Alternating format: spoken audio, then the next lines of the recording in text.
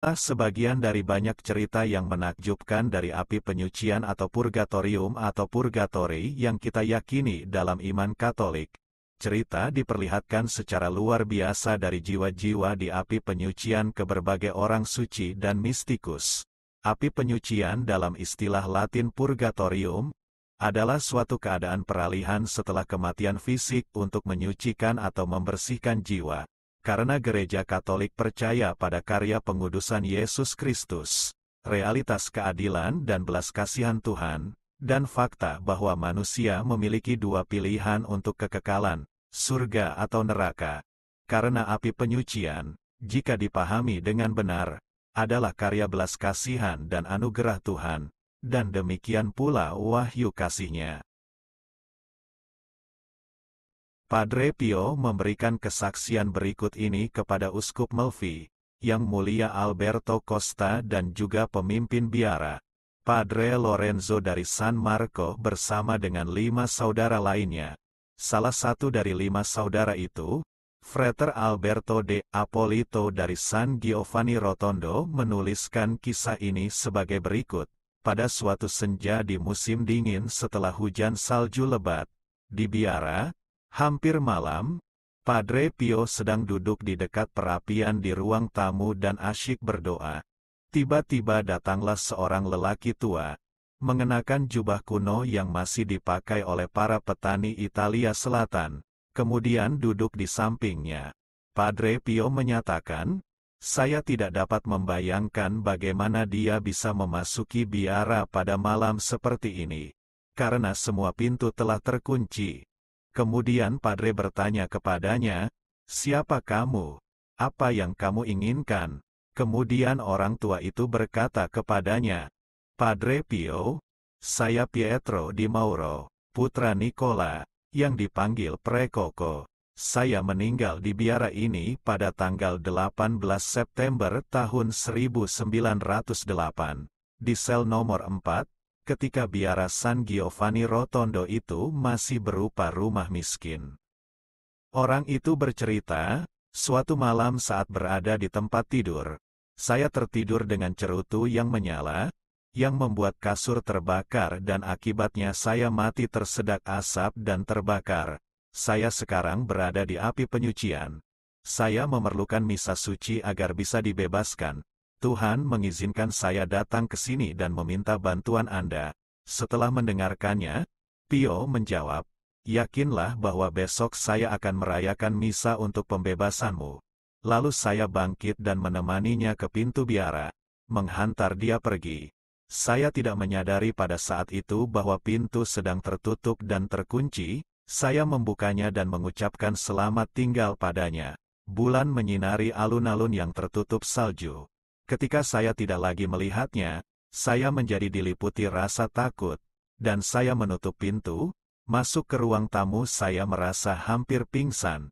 Beberapa hari kemudian, Padre Pio juga menceritakan kisah tersebut kepada Padre Paolino, dan keduanya memutuskan untuk pergi ke balai kota di mana mereka melihat statistik vital untuk tahun 1908 dan menemukan bahwa pada tanggal 18 September tahun itu, seorang Pietro di Mauro sebenarnya meninggal karena luka bakar dan sesak napas di kamar nomor 4 biara, yang kemudian digunakan sebagai rumah para tunawisma. Pada waktu yang hampir bersamaan dengan kejadian sebelumnya, Padre Pio menceritakan kisah yang lain kepada Frater Alberto tentang penampakan jiwa lain dari api penyucian, yang juga terjadi pada waktu yang hampir bersamaan. Dia menuturkan sebagai berikut, "Suatu malam, ketika saya sedang asyik berdoa di paduan suara sebuah gereja kecil, saya terguncang dan terganggu oleh suara langkah kaki, juga lilin dan vas bunga yang dipindahkan ke altar utama. Saya berpikir bahwa seseorang pasti ada di sana. Saya berseru, 'Siapa itu?' Tidak ada yang menjawab. Saat kembali berdoa, saya kembali diganggu oleh suara-suara yang sama. Bahkan, kali ini saya mendapat kesan bahwa salah satu lilin yang berada di depan patung Bunda Maria yang berkah, terjatuh. Ingin melihat apa yang terjadi di altar. Saya berdiri, mendekati jeruji dan melihat, di bawah bayangan cahaya lampu tabernakel, seorang biara muda sedang melakukan pembersihan. Saya berteriak, "Apa yang kamu lakukan dalam kegelapan?" Biarawan muda itu menjawab, "Saya sedang bersih-bersih." "Kamu membersihkan dalam kegelapan?" Saya bertanya, "Siapa kamu?" Saudara kecil itu kemudian menjawab, "Saya seorang novisiat Kapusin, yang menghabiskan masa api penyuciannya di sini. Saya membutuhkan doa." Dan kemudian dia pun menghilang. Padre Pio menyatakan bahwa dia segera mulai berdoa untuknya seperti yang diminta, dan tidak diketahui apakah dia memiliki hubungan lebih lanjut dengan jiwa khusus ini. Namun, sehubungan dengan jiwa-jiwa di api penyucian, sangat menarik untuk dicatat bahwa kemudian dalam kehidupannya Padre Pio pernah mengatakan bahwa jiwa orang mati yang menempuh jalan ini, jalan menuju tempat kudus, sama banyaknya dengan jiwa orang hidup. Tidak diragukan lagi, ada banyak jiwa dari api penyucian yang mengunjungi Padre Pio untuk memohon doa, pengorbanan dan penderitaannya, agar mereka dapat dibebaskan. Suatu malam di biara San Giovanni Rotondo, para biarawan mendengar ada suara musik dan nyanyian paduan suara. Mereka tidak mengenali dan siapa yang bisa tampil pada waktu itu. Mereka pun menemui Padre Pio yang sedang asyik berdoa, dan menanyakan hal itu kepadanya. Terus, "Mengapa kamu kagum?" "Itu adalah suara malaikat yang membawa jiwa-jiwa dari api penyucian ke surga," jawab Padre. Berikut ini juga beberapa kesaksian, ketika mereka berbicara atau bertanya pada Padre Pio. Suatu ketika, Padre Paolo Covino bertanya kepada Padre Pio, "Apakah orang tua saya selamat?" Padre Pio menjawab, "Ya, benar." "Apakah ia menderita seperti jiwa-jiwa di api penyucian?" Padre Pio menjawab, "Ya, jiwa-jiwa di api penyucian tidak lebih menderita daripada saya. Saya yakin saya tidak salah dalam hal ini." Berikutnya seorang Gerardo de Caro melakukan percakapan panjang lebar dengan Padre Pio pada tahun 1943. Dalam catatan tertulisnya, ia bersaksi bahwa Padre Pio memiliki pengetahuan yang pasti tentang keadaan jiwa setelah kematian, termasuk durasi rasa sakit hingga mencapai pemurnian total. Kepada Gerardo de Caro ia berkata, "Kita perlu berdoa bagi jiwa-jiwa di api penyucian. Kami tidak dapat mempercayai seberapa banyak yang dapat mereka lakukan untuk kami, dengan melalui rasa terima kasih yang mereka berikan kepada mereka yang membayarnya." Dan ini kesaksian Padre Pio Capuano.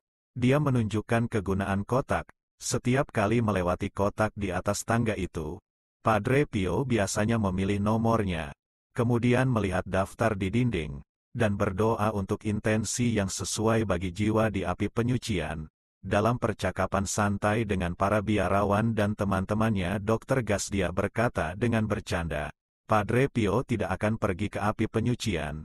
Dia akan langsung masuk surga." Padre Pio tersenyum menjawab, "Mari kita berjabat tangan," dan menjabat tangannya dengan sangat hangat. Jiwa-jiwa di api penyucian berdoa untuk kita, dan doa mereka bahkan lebih efektif daripada doa kita, karena mereka disertai dengan penderitaan mereka. Jadi, mari kita doakan mereka, dan mari kita doakan mereka untuk mendoakan kita. Jiwa-jiwa di api penyucian membalas doa yang kami panjatkan untuk mereka. Saat kita berdoa untuk jiwa-jiwa di api penyucian, kita akan selalu mendapatkan sesuatu kembali. Demikianlah sekelumit dari banyak kisah yang berkaitan dengan api penyucian atau purgatorium, yang dialami seorang Santo Padre Pio. Dalam keyakinan kita umat Katolik, api penyucian mengacu pada penyucian terakhir terhadap mereka yang meninggal dalam keadaan rahmat, dan hanya menyisakan kekudusan yang diperlukan untuk memasuki kebahagiaan surga. Ini sama sekali berbeda dari hukuman bagi orang-orang terkutuk dan tidak berhubungan dengan pengampunan dosa untuk keselamatan. Secara sederhana analoginya, seperti orang membersihkan atau memisahkan kotoran dari batu logam emas, Ia memanaskan dan membakarnya untuk menghasilkan emas murni. Demikianlah, betapa kebaikan Tuhan kita untuk mensucikan jiwa atau roh kita, agar bisa hidup dalam kekudusan di surganya Bapa. Seperti yang kita yakini sebagai umat Katolik, semoga Tuhan Yesus senantiasa mengampuni segala dosa kita dan memberkati hidup kita. Amin.